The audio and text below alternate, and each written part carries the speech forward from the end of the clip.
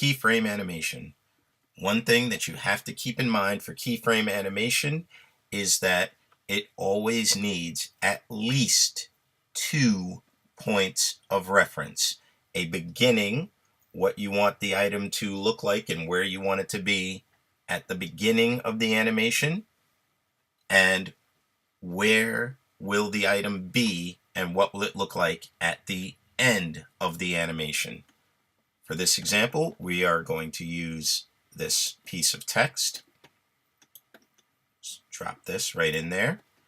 And by default, this is where it is on the screen. We want to animate it. We want to make it move. So you select the item in your timeline and you go up to your Effect Controls tab. In your Effect Controls tab, you will now see, obviously, the different controls that we have access to. So your position moves it up or down, left or right, like on a grid. Scale is the size of the text. Rotation, pretty self-explanatory. Now, these stopwatches, these turn the animation on and off. Now, before we get to that, there's one other way to control it. If you did not want to use these controls here, if you wanted to do it visually, if you feel more comfortable that way, you simply double click on the image here in your program window. Double click. Now this box, this is your wireframe, and you can control it that way.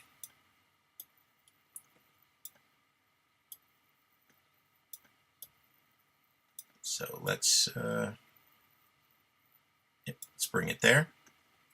Now, that's where we want it to start.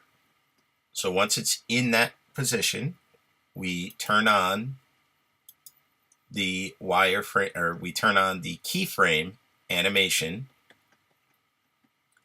Now, if you look over here, you'll see these little diamonds. You can't really see them now because it's right at the beginning. They're only half a diamond. But if you look at these diamonds here, they've turned blue. That's telling you that there is a keyframe animation point there. Now, you take your playhead and you move your playhead to what will be your second point, what you want it to look like at the end of the animation.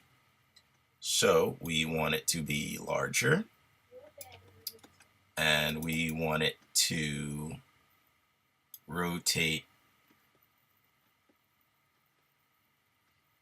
and we want it to be over here.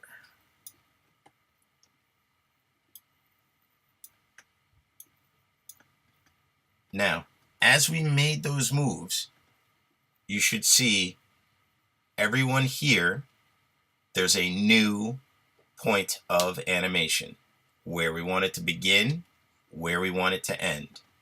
Then you can bring your playhead back, hit play,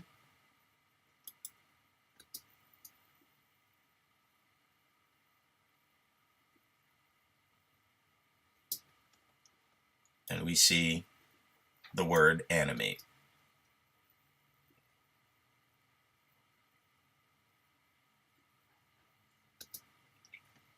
You can actually watch the controls changing during the animation.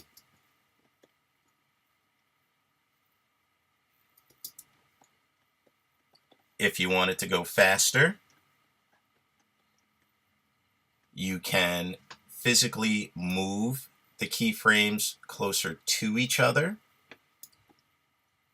so that the animation happens faster. Now when we go back and play it,